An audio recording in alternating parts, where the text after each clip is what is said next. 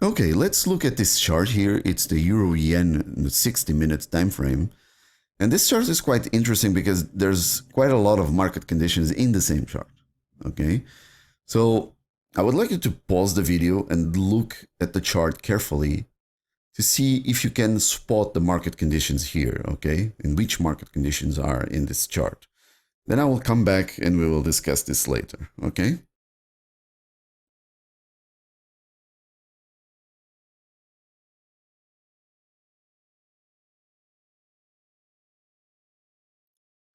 Okay, as I was saying, this one here is really interesting chart because you can see that we were moving in a trend, okay, up until this area here, and we start pulling back. We go again, didn't make a lower low, okay? So at this time, we mark the territory, okay? It's marked. And then in the minute picture, you can see other things going around here, okay? You can see this kind of a range at this spot up here also, okay? This is a bigger range happening. This is a smaller range happening here. Doesn't really matter, this one. There's another one here, okay? This one. This one we already discussed the last time what this could be, okay? Because from a bigger picture, there's something happening here, okay? To both sides. And then we have something else that I would like to discuss with you here. Because this area here, it looks like, if we were looking at this as a minute picture, it looks like we break this, okay? At this area here. We broke this. But the reality is that if we want to break something, we break from there, okay? Because that was the maximum point he went to, up to this area. So if we broke something there and we went slightly above and we pulled back immediately quite deep, okay? Because if we were to count that, this would be the guy who started, okay? For the mini picture, okay? This would be the guy who started, and this will all be the pullback up to this spot, okay? So at this area, we can see that something else might be working on here, okay? Because this looks like it's channeling up. It goes slightly above, like this week here, went slightly above, turned back aggressively, but couldn't really make a lower low. It tried, but it couldn't. Okay, it came back immediately, just hovered around these prices again, shot up aggressively up there, but again, nothing. Okay, slightly above the weeks, and then it pulls back quite deep. Now, this kind of scenario is not easy to understand most of the times because this is a channeling. This is a range tilted. Okay, in this case tilted upwards. So if we were in this kind of down movement, we ranged at this area, and at this time here, when we are challenging this seller that tried to push the market down, as we try to challenge him, we are able to go slightly above every time. Okay, and at this area where the seller came in the last time, okay, here. At this area, the seller is not here anymore. So at this point, it starts trending, okay? It starts to go higher and higher. So this kind of market condition happens a lot where you have trends. So a big downtrend, it won't go for an uptrend immediately. It usually ranges for a bit. Then sometimes it starts channeling. Also, sometimes it starts channeling when it's slowing down. So usually it does something like trends, channels for a bit, then it ranges, it channels again, and then it starts trending. Okay? So this is something that happens quite frequently.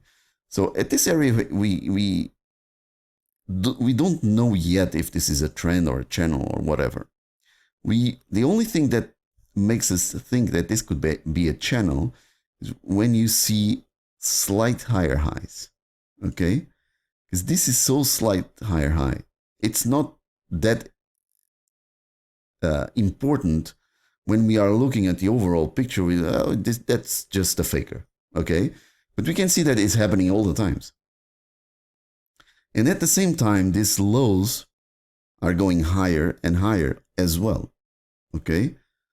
This one, it was an incident here, okay? But every time it starts to hold slightly above, slightly above, slightly above, okay?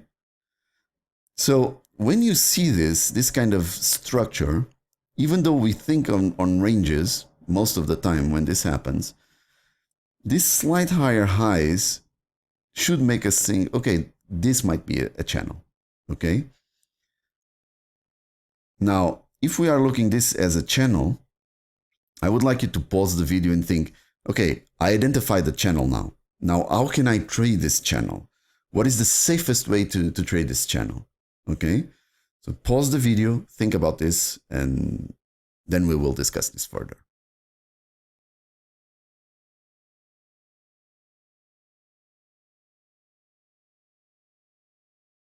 Okay, so from a channel perspective, the worst part on channels is identifying them, okay? Because it's really easy to think that we are in a trend mode. Sometimes it's hard to identify the range. We only identify it too late, and the channel is sometimes it's even harder, okay? But don't forget, the slight higher highs, the slight lower lows, or the opposite is always what should make us think, okay, this is not quite ranging, this is channeling slowly, okay? So in a channel, what we see is we go above and then we pull back deeply, okay? And when we pull back deeply like this, we want to see, okay, it's slowing down towards the bottoms, okay? It's slowing down. It started to pick up here, then it slows down, and makes a V and holds, okay? So if we were looking at this in an even smaller perspective, okay, from a lower time frame than this would be a trend, right? Break to the upside, hold, it goes above, okay? So always keep this perspective when you're looking at channels, because usually channels just go and start pulling back deeply, okay, almost to the guy who started, but then you start to see that slowdown, and on the first V that happens with holds, it's your time to go, okay? At this area here, we cannot see that, okay? Because this area here, the market is still trying to decide what it wants, okay? Only when it breaks from this area, working in a channel mode, this is the point where we can say, okay, this might be turning around and we might be able to get the trade from here. This one would be also possible, but from a different perspective and from a different time frame, mostly, okay?